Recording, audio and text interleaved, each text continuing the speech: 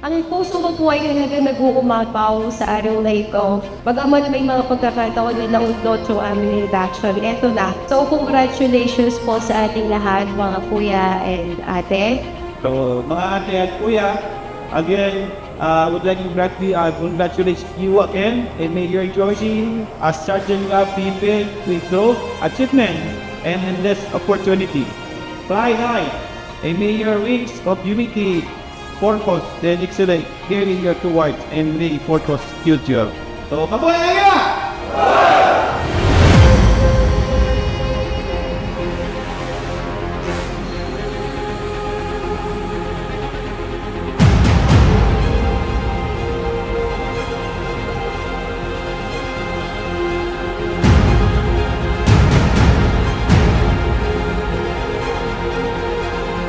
Thank you sa lahat ng mga nagtiwala sa akin at nagmahal sa akin at nag-login dito. Asahan po ninyo na ang inyong Ate Dorcas tuloy na makakasama niyo upang tumulong maglingkod. Ate and kuya, this is only my opinion.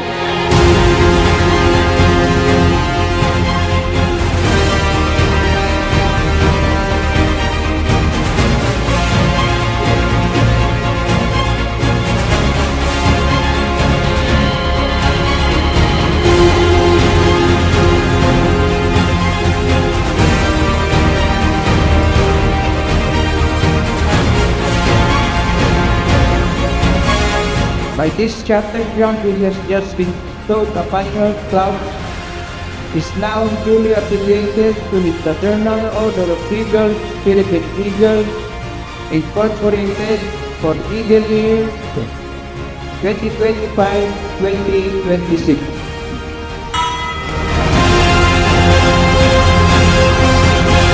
Na sana po, most of them, makarating po sa inyo, maramdaman po ninyo, at kayo po ay makiisa sa ating administrasyon. Maraming salamat po and congratulations to each and every one of you.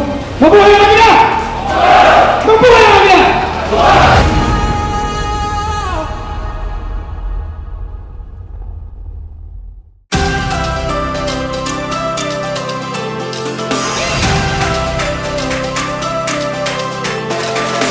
I never used to take it slow.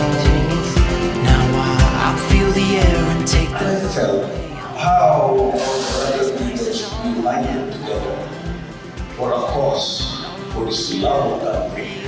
In the service for 33 years of my life, as I want to be with men and women who love their country with all their hearts.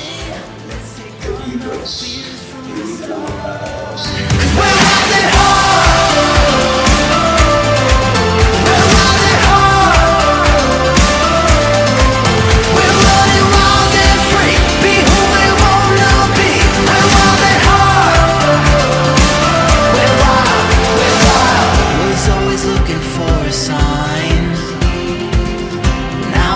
Bilang isang talaga pong presidente, una po, gusto ko lang pong ipaalam sa lahat na kami po sa Kuya po Finest Royal Eagles Club ay pakikiisa sa anumang adligay, hindi lang po sa NIR, kundi po sa buong sekta na natin isamahan.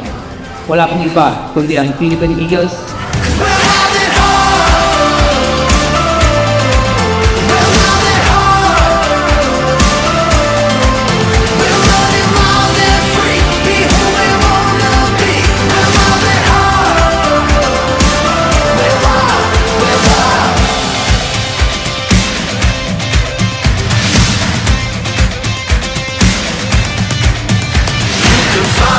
You're missing, yeah, just start living.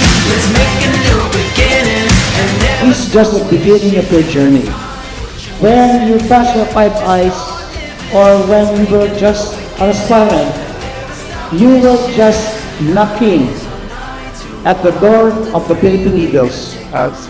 Now, pinabuksan na po ang pinto. Nandito na kayo ngayon. So we expect that each and every one of you will do your share and will do your job.